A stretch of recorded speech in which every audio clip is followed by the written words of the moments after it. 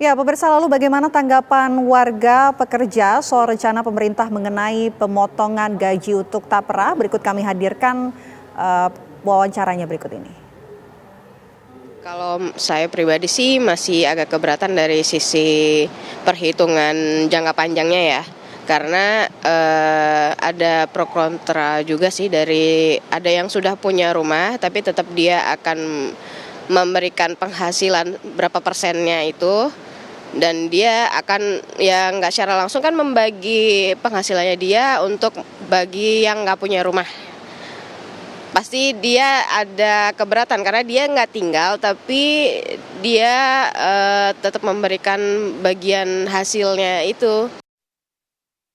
Perihal setuju atau tidak setuju kita ngikut aja apa ya arahan pemerintah yang jelas kan harus mensejahterakan, menitik beratkan kesejahteraan para pekerja tersebut seperti ini.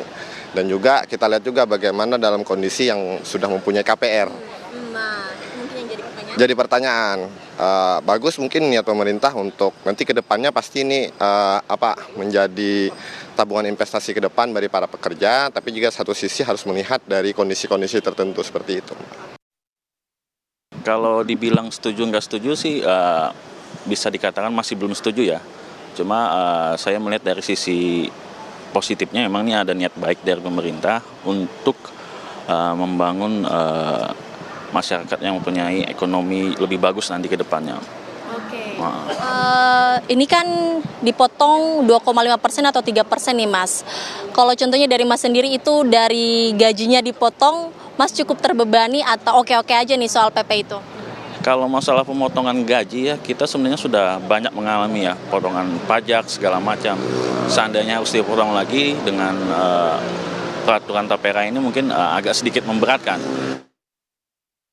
Kalau menurut saya pribadi sih kurang setuju ya, karena dari persyaratannya pun sepertinya juga masih berbelit-belit, belum ada penjelasan yang cukup detail mengenai pengalihan, apalagi kan itu udah dipotong ya langsung.